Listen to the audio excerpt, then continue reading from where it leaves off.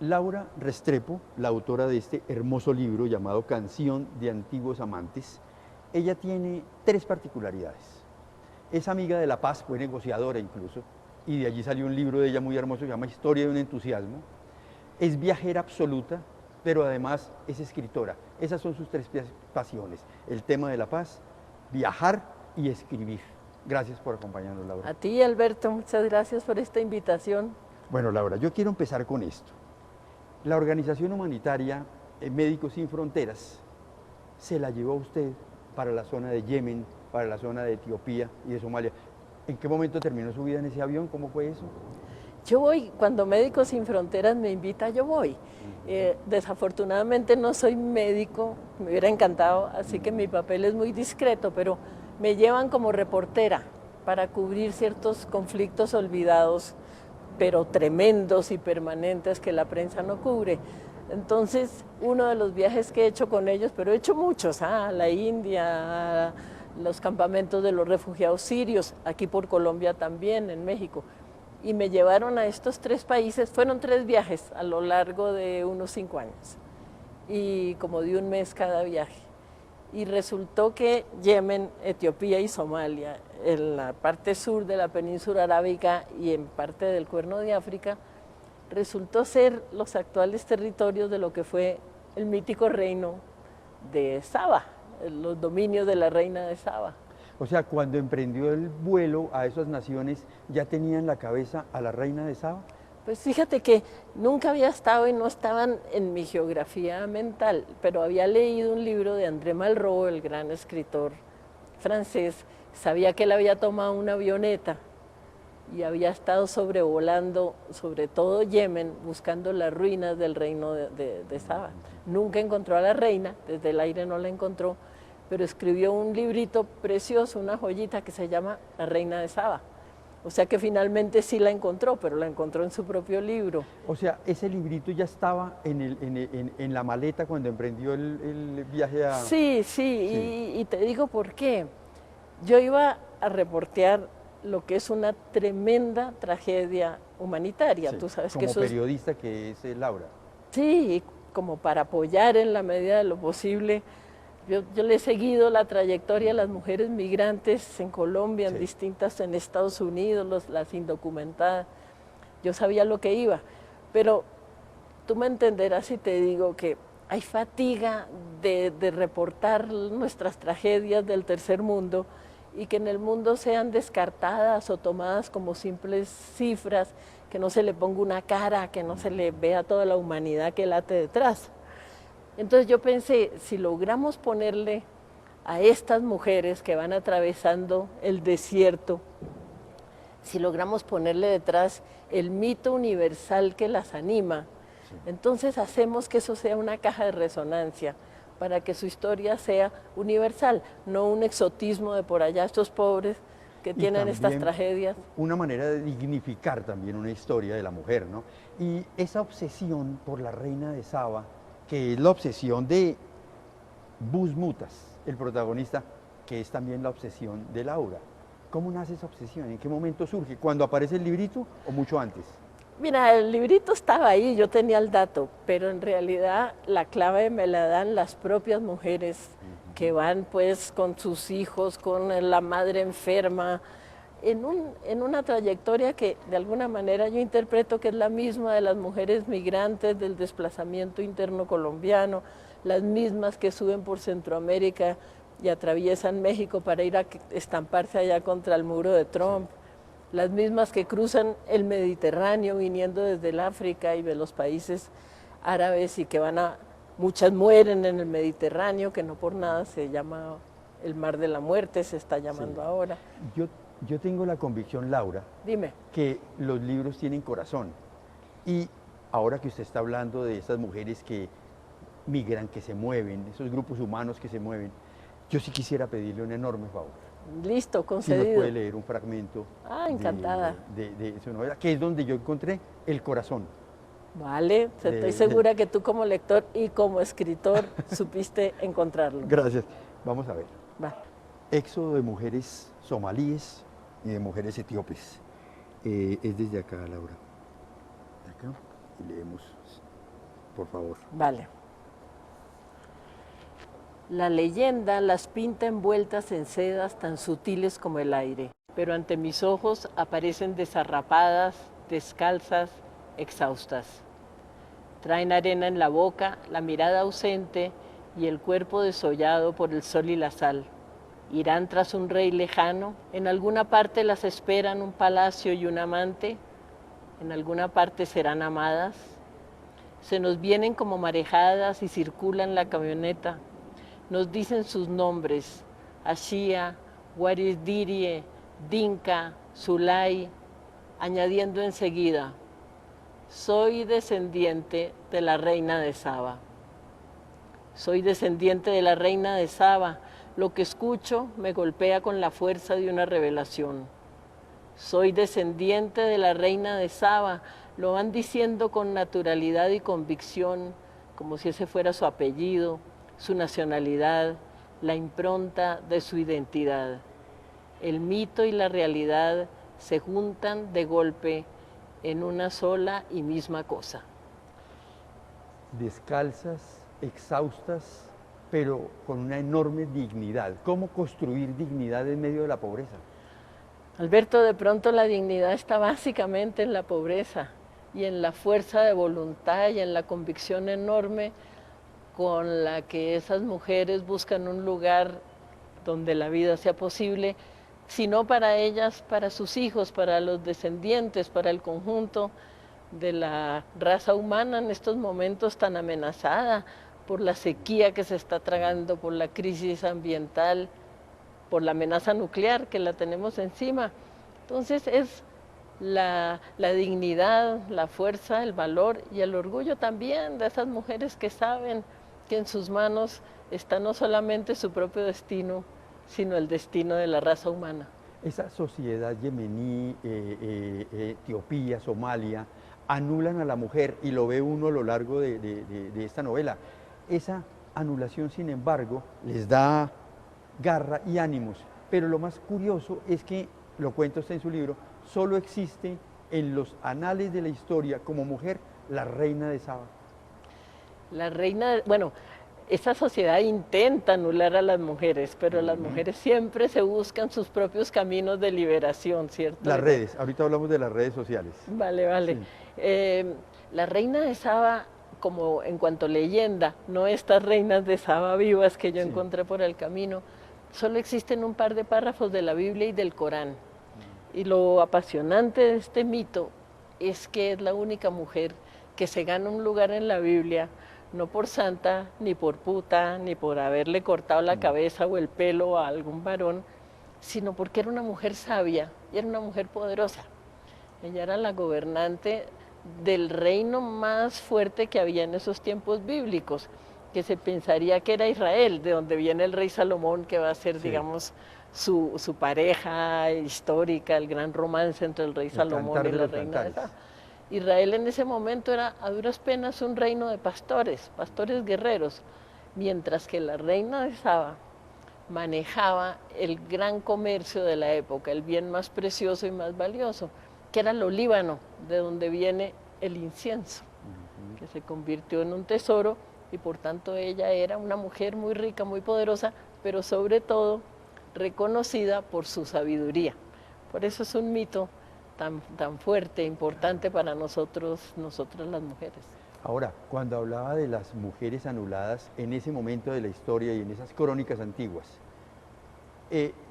me decías, anuladas entonces, hoy buscan caminos. Y encontraba por allí esas mujeres que a través de las redes aparecen y desaparecen y borran la huella. ¿Las redes se convirtieron en la escapatoria para ellas? Mira, de todas maneras la situación es muy difícil para las mujeres. Menos en las somalíes, que las somalíes son tremendas, son aguerridas como ellas solas y inclusive llegan a ser violentas en la defensa de sí mismas y de sus hijos, contra la violación, contra la mutilación genital femenina, prácticas atávicas muy brutales.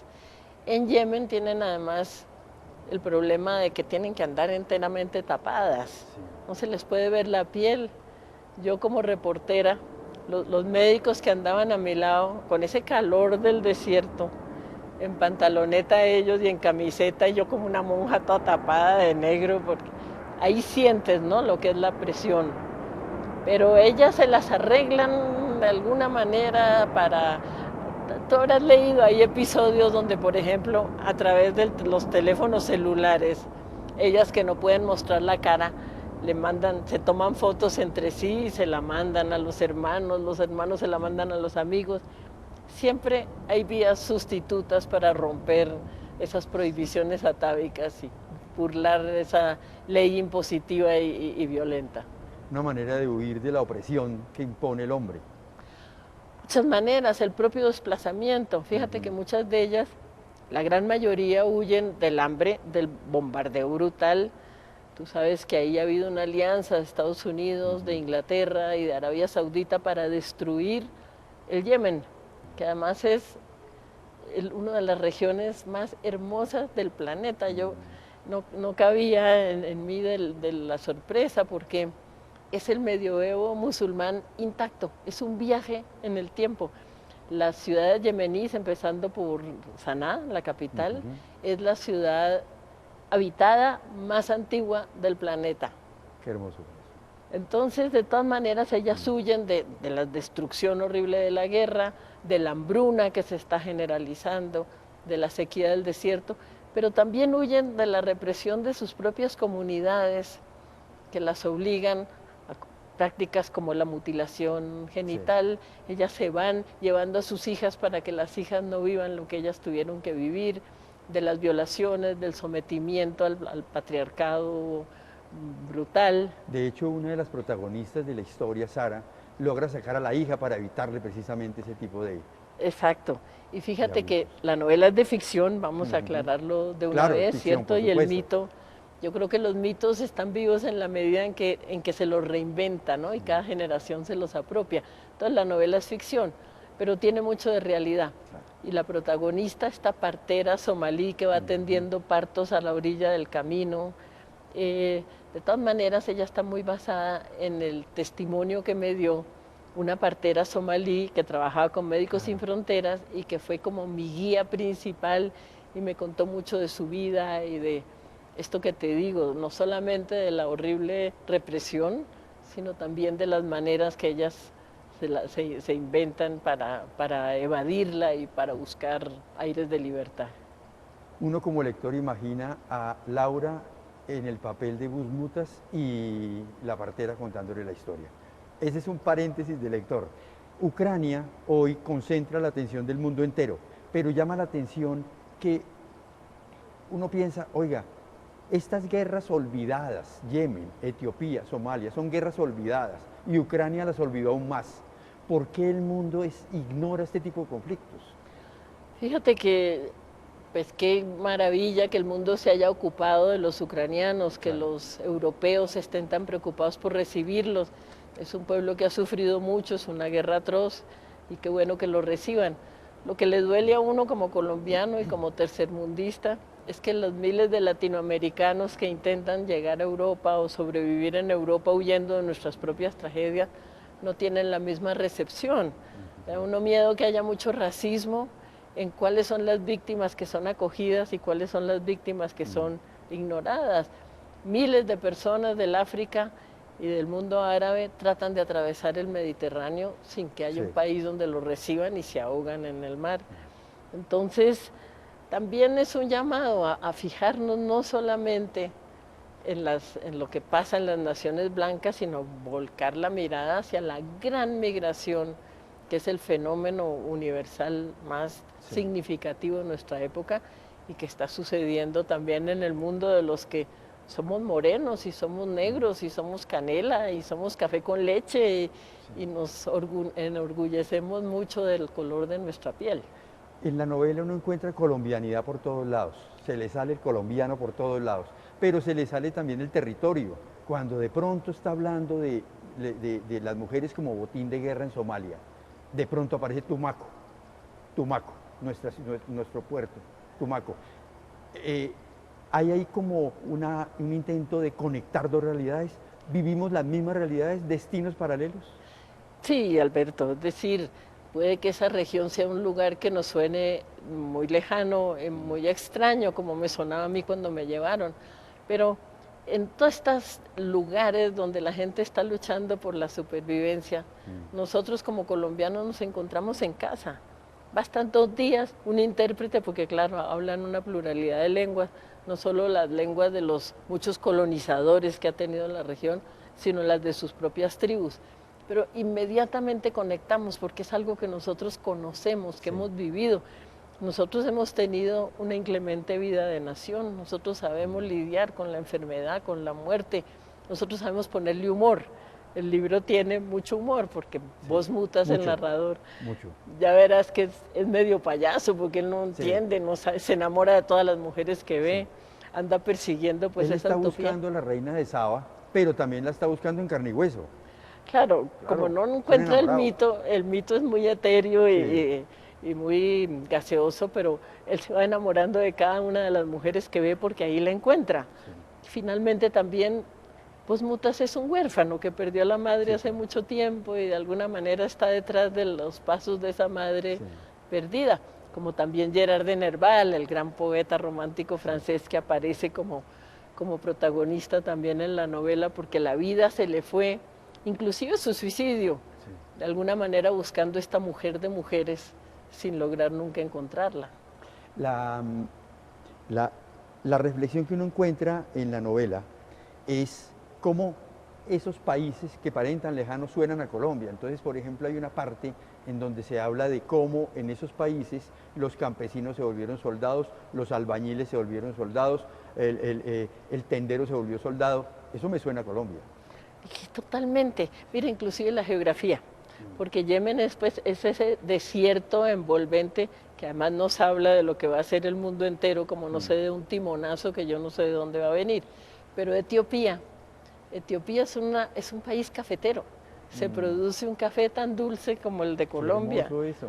Y entonces era sorprendente para mí de pronto verme, bueno, digamos, Vos Mutas, el narrador ahí en la novela, pero detrás de él, pues yo como reportera. Claro. De pronto verme en esas lomas con las hojas oscuras del café y al mismo tiempo las más claras de los plátanos que siembran para protegerlo y las costumbres, los recolectores de café, era como sentirse en Colombia.